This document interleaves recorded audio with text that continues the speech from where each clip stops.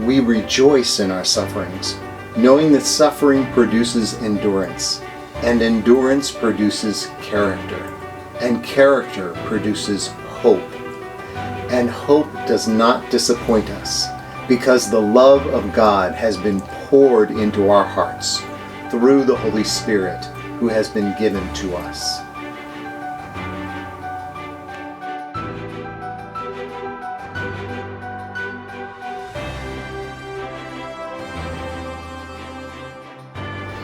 Welcome back to our series on hope.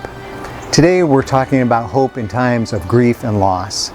And we're reflecting on the very tender story of Mary Magdalene meeting the risen Lord at the garden tomb when she comes to show honor and care to his body.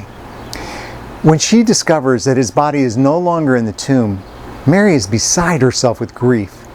It says in John's Gospel, Mary stood weeping outside the tomb.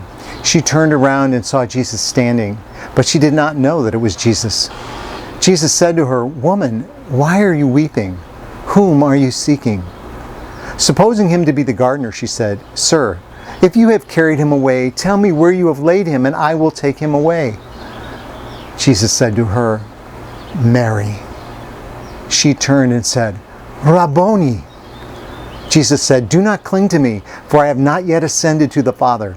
But go to my brothers and say to them, I am ascending to my Father and your Father, to my God and your God." Mary turned around and saw Jesus standing there, and as the Enduring Word commentary pointed out, Mary wondered and worried about where Jesus was, but he wasn't far away.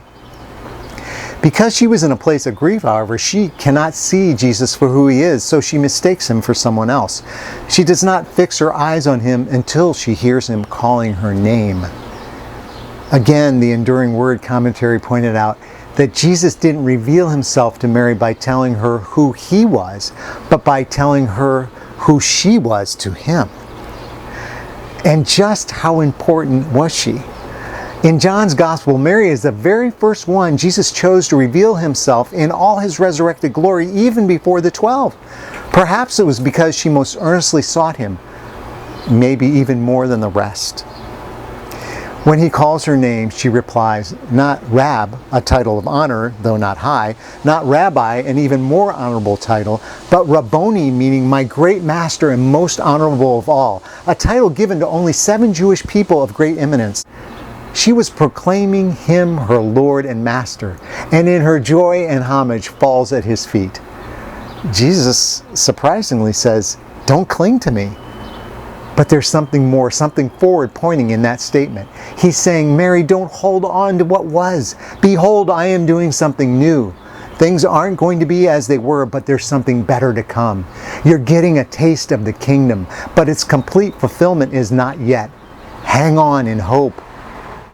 You know, there are all kinds of losses for which we might be presently grieving. Not just the loss of loved ones to death, but a loss of community or companionship or church family if we're too at risk to go out.